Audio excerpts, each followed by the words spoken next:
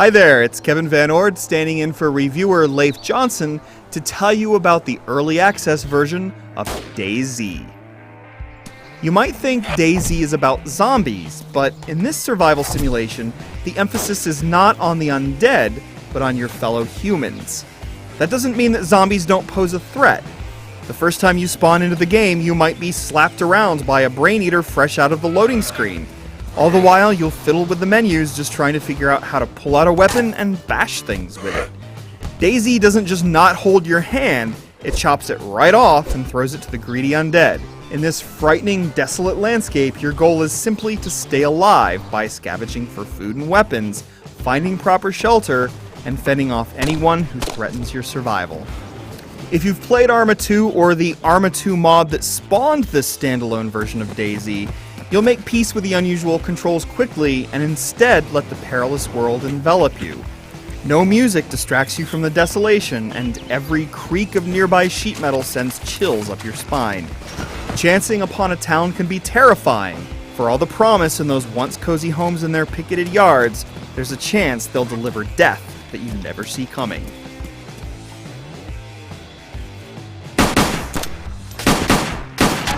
DayZ works so well as a survival sim because it puts few barriers between you and the world around you. Gone are the tidy health and stamina bars that sneak into the corners of similar first-person games. Instead, DayZ gnaws at your confidence with little nags like, "My stomach grumbles." And then there are the communications you never want to see, such as, "I can feel warm blood on my clothes." DayZ wisely reserves its menus for essentials like its inventory, which sports a drag-and-drop option in an improvement over the mod. The inventory itself expands greatly once you discover pocketed items like knapsacks and hoodies, thus delivering some of the satisfaction that discovery of these items would yield in real life. It's the other elements that need work, such as the zombies themselves. They number so few that it's possible to go half an hour without seeing one, and when you do, there's a good chance you'll see it running through walls or even vanishing under the terrain. Zombies tend to rush you from hundreds of yards away if they see you, and it usually takes little more than getting in their line of sight to draw their attention, no matter how far you might be.